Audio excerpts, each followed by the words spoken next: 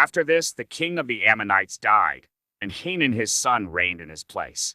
And David said, I will deal loyally with Hanun the son of Nahash, as his father dealt loyally with me. So David sent by his servants to console him concerning his father. And David's servants came into the land of the Ammonites. But the princes of the Ammonites said to Hanun their lord, Do you think, because David has sent comforters to you, that he is honoring your father?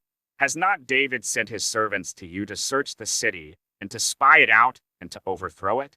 So Hanun took David's servants and shaved off half the beard of each, and cut off their garments in the middle, at their hips, and sent them away. When it was told David, he sent to meet them, for the men were greatly ashamed. And the king said, Remain at Jericho until your beards have grown, and then return.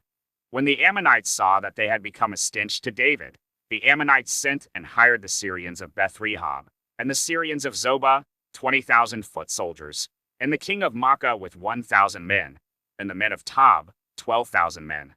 And when David heard of it, he sent Joab and all the host of the mighty men. And the Ammonites came out and drew up in battle array at the entrance of the gate. And the Syrians of Zobah and of Rehob, and the men of Tob and Makkah were by themselves in the open country. When Joab saw that the battle was set against him both in front and in the rear, he chose some of the best men of Israel and arrayed them against the Syrians. The rest of his men he put in the charge of Abishai his brother, and he arrayed them against the Ammonites. And he said, If the Syrians are too strong for me, then you shall help me. But if the Ammonites are too strong for you, then I will come and help you. Be of good courage, and let us be courageous for our people, and for the cities of our God, and may the Lord do what seems good to him. So Joab and the people who were with him drew near to battle against the Syrians, and they fled before him. And when the Ammonites saw that the Syrians fled, they likewise fled before Abishai and entered the city. Then Joab returned from fighting against the Ammonites and came to Jerusalem. But when the Syrians saw that they had been defeated by Israel, they gathered themselves together. And Hadadezer sent and brought out the Syrians who were beyond the Euphrates. They came to Helam, with Shobach the commander of the army of Hadadezer at their head. And when it was told David, he gathered all Israel together and crossed the Jordan and came to Helam.